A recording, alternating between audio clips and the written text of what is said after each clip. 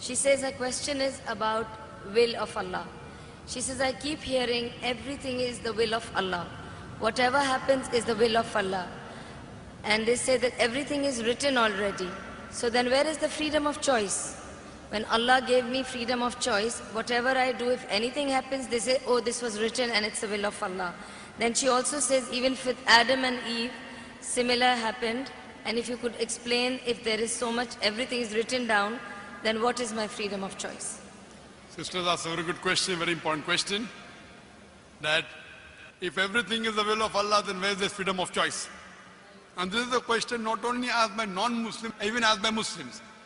It's talking about qadar. That if it is mentioned in destiny, that I'm going to rob, and if I rob, who's to blame? Allah is to blame. If it mentioned in destiny, I'm going to commit murder, and I commit murder, who's to blame? Allah is to blame. So where is the free will? So if it is the will of Allah, or if it's mentioned in the destiny, I'm joining both together, then where is the free will?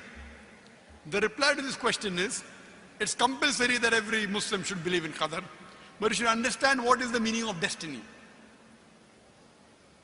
For example, if suppose in a classroom, there are 100 students, and when the teacher teaches the students in the classroom at the end of the year, before the examination, the teacher predicts that this student, he will come out first class first. This student, he'll get second class. This student, he will fail. The teacher predicts why?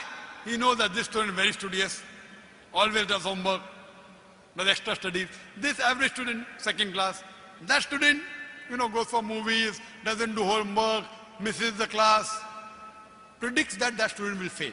Now once the examination takes place, after the results come out, this student gets first class first, this student gets second class, that student fails. I am asking you a question. Can the student who has failed, can he blame the teacher that because you have predicted I will fail, I have failed? Who's to blame? The student or the teacher? Who's to blame, the student or the teacher? The student. The teacher predicted. Who's to blame the student? He did not study, he did not do his homework, he used to go for extra movies. So similarly, Allah subhanahu wa ta'ala has given the human being the free will. Allah has told you what is right, what is wrong, but the choice is yours. For example, if you come at a crossroad, there are 4 roads, A, B, C, D. You can choose any. You choose road C. So Allah knows in advance that when you come at crossroad, you will choose road C. So Allah writes, when the person comes at the crossroad, he will choose road C. So it is not because Allah is writing that you are choosing, because you will be choosing, Allah is writing. It is not because Allah is writing that you are choosing road C. It is because you will be choosing road C. Allah is ilm-e-ghaib. He has knowledge of the future. He writes in advance. Now after you choose road C, you come at another crossroad, 5 roads, 1, 2, 3, 4, 5. Like after you pass the 12th standard, you can become engineer, you can become doctor, you can become businessman. You choose to become a businessman. Choice is yours. But Allah knows in advance that after you pass standard 12, you will choose to become a businessman. It is not because Allah is writing that you are becoming a businessman. Because you wanted to become a businessman, Allah is writing in advance. And what you understand here, that if Allah wants, He can easily change it. For example, if in a classroom, in the mathematics examination, the teacher gives the paper 2 plus 2 is equal to how much? Now why she is supervising, the student writes 2 plus 2 is equal to 5. The teacher will not correct, the teacher can correct.